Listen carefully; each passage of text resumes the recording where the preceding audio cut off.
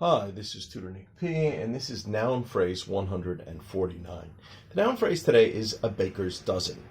Okay, let's take a look at the note here. Today, when we hear the phrase a baker's dozen, it refers to a group of 13. So remember, a dozen is 12, so a baker's dozen is actually 13. Especially rolls, loaves of bread, or other things that could be baked. So you might hear it like with donuts too, like maybe if there was a donut shop selling 12 and they offered a baker's dozen, maybe that means if you buy 12, you get an extra one free. So let's continue. So nowadays, most people probably think of it as a deal, that if you buy a dozen, the bakery will give you one for free. So that's the idea of a baker's dozen. So to encourage you to buy at least one dozen, because then you get one additional one for no cost. All right, let's continue.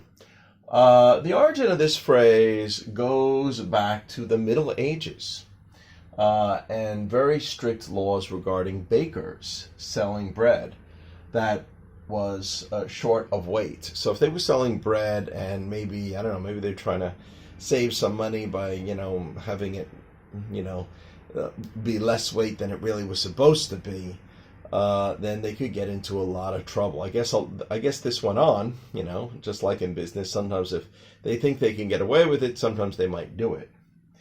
The law that frightened the bakers so much was called the assize of bread and ale. So this was a law that regulated both bread and ale like, alcohol. Okay. King Henry III brought back an ancient law, so I guess it was before that it was stopped, and I guess he brought it back, that regulated the price of bread to the price of wheat. Well, whatever the price of wheat was at that time.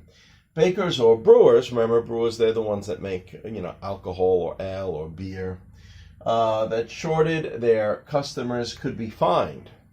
Whipped, they could actually be whipped for this, or pilloried. Okay.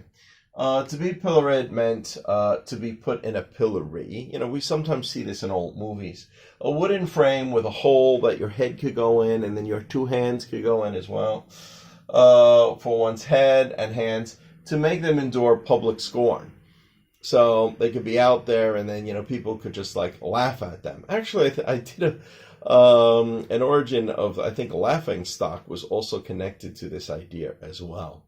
So you could be in this pillory here, and people could just look at you and laugh at you, ha ha ha, your head and your hands in there. That was obviously a punishment.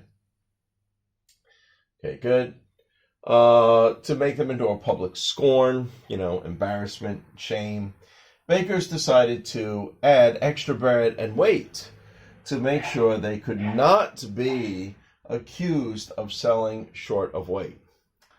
Thus, the term a baker's dozen was born. Okay, great. And we'll just give two examples here. Example number one. I always buy my rolls at that bakery because they offer a baker's dozen. So maybe you purposely go to them because you'll get one free if you buy a dozen, if you buy 12. All right, and the second one here, number two. Don't just get 10, you might as well get 12. So they will give you a baker's dozen. So, if you just buy 2 more, they're going to give you an extra one for free. So you might as well get 12. Don't just get 10. Okay. That's just the way you might hear somebody use it. Okay, anyway, I hope you got it. I hope it's clear. Hope it was informative. Thank you for your time. Bye-bye.